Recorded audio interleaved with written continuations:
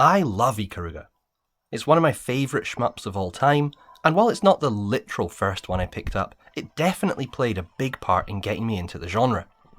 As a teen living outside Glasgow, importing a copy of Ikaruga on GameCube, ignoring the safety warning in my favourite Nintendo magazine, and turning my 15-inch tube TV on its side to play a game no one else I knew had even heard of, was, in my head, the height of cool.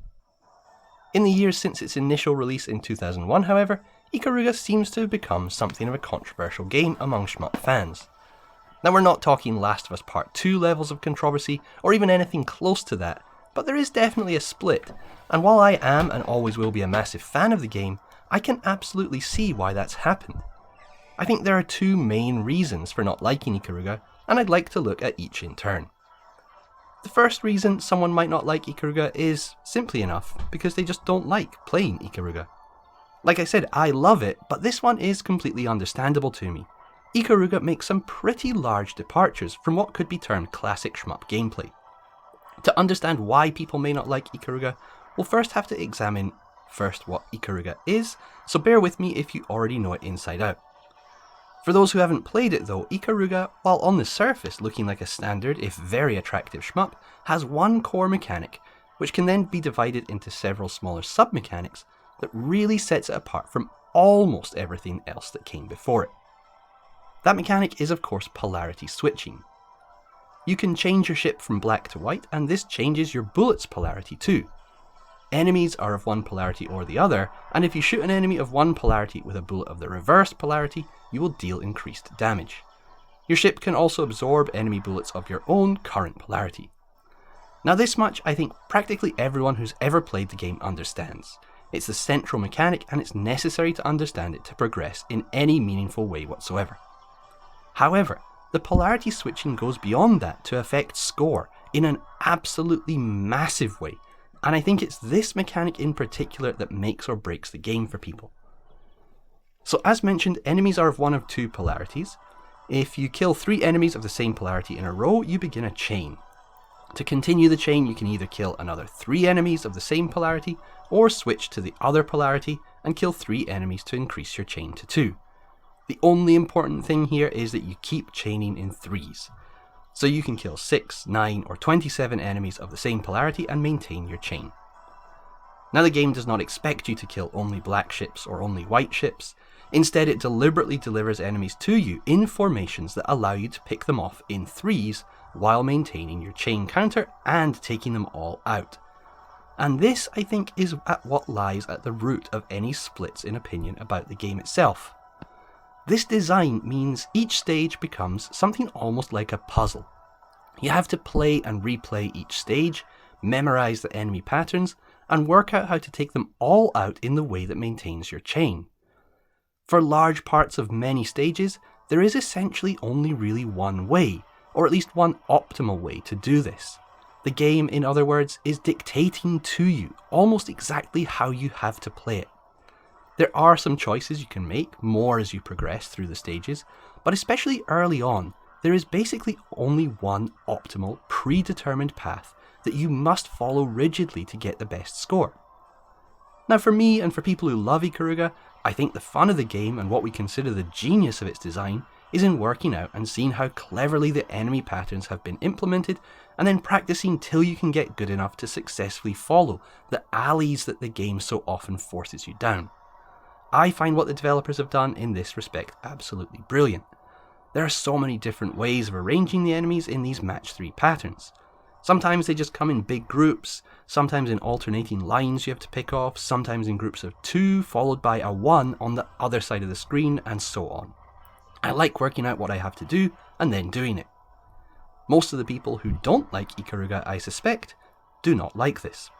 They want more freedom, they want to choose how to approach a stage, and often they just don't want a fucking match 3 puzzle game ruining an otherwise perfectly good shmup. And I totally get that. It's not what a lot of people, and I'd usually include myself here, come to shmups for. My own preferences are for bullet hells and verts. I'm not so keen on Euro shmups, or even more generally slower moving horizontal shmups with background obstacles. It's just not my thing, and so even something classic like R-Type just doesn't appeal to me.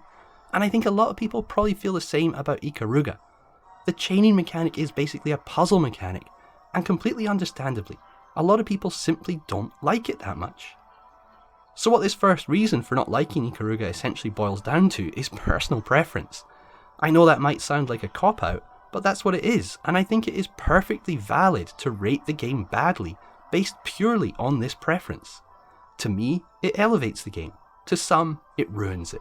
And while there isn't much more to it than that, it's such an intrinsic part of the game's makeup that if it's not what someone likes, there's really no way for the rest of the game to win them over. So that's reason one. However, there is, as mentioned at the start of this video, a second common reason people cite when explaining why they dislike Ikaruga. Ikaruga, they say, is overrated. Now, like I said, I love Ikaruga, but I also think that it is far and away the most overrated shmup of all time. That doesn't affect my opinion of the game itself, but I can fully understand why the game's reputation annoys people. Nothing for me illustrated this more than the game's Switch release. For people who love shmups in general and want to see the genre get more traction and become more popular, it's always great to see shmups getting a bit of mainstream attention.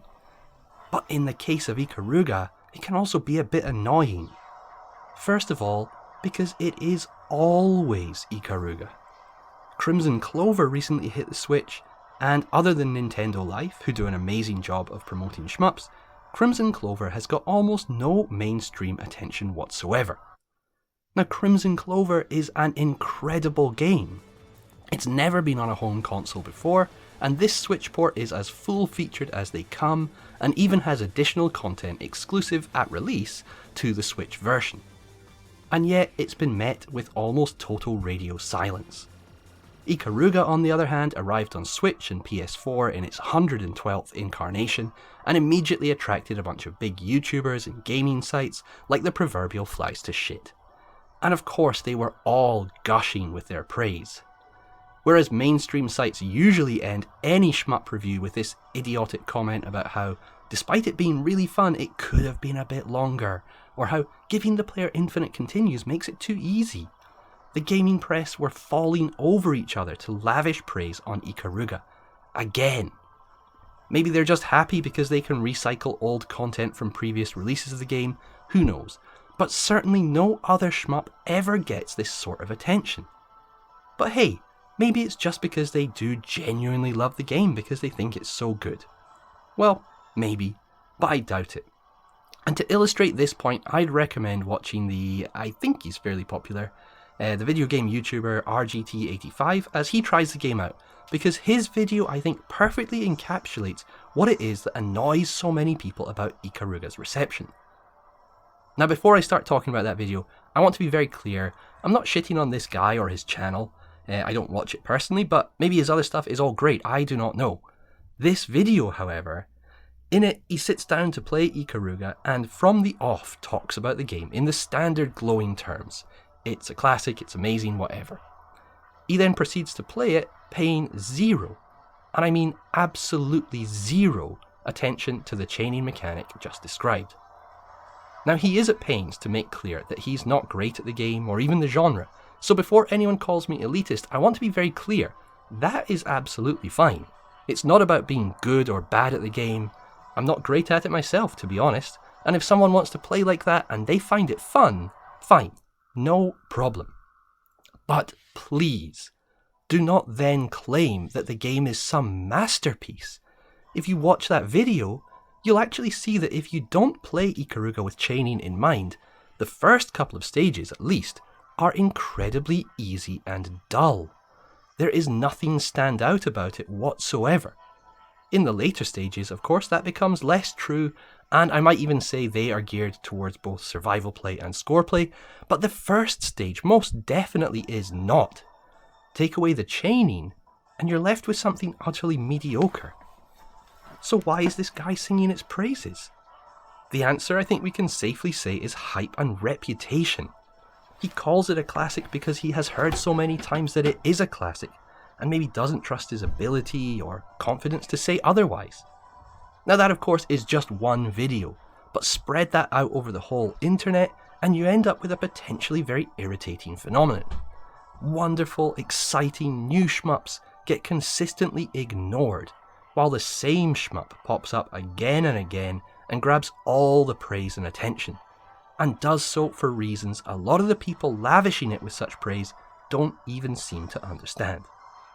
Of course, this doesn't apply to every mainstream review, but in general, is it any wonder many shmup fans have turned against it?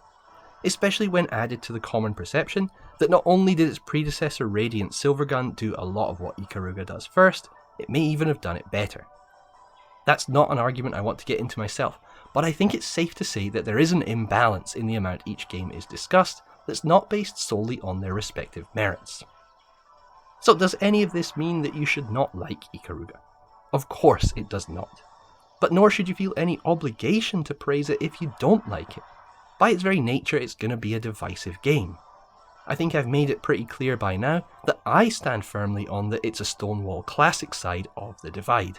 But I also accept, as I do with many of my gaming opinions, that that is just me. Ikaruga is, in my opinion, up there with the best shmups, but while I would genuinely find it hard to understand a shmup fan who didn't like Esperade, for example, with Ikaruga I can completely see and sympathise with the opposite opinion too. Now for this video in particular, I really would love to see some opinions from either side, or even those of you sitting somewhere in the middle, so please do drop a comment. I hope I haven't alienated too many people with this one, and as ever, thanks very much for watching. Cheers.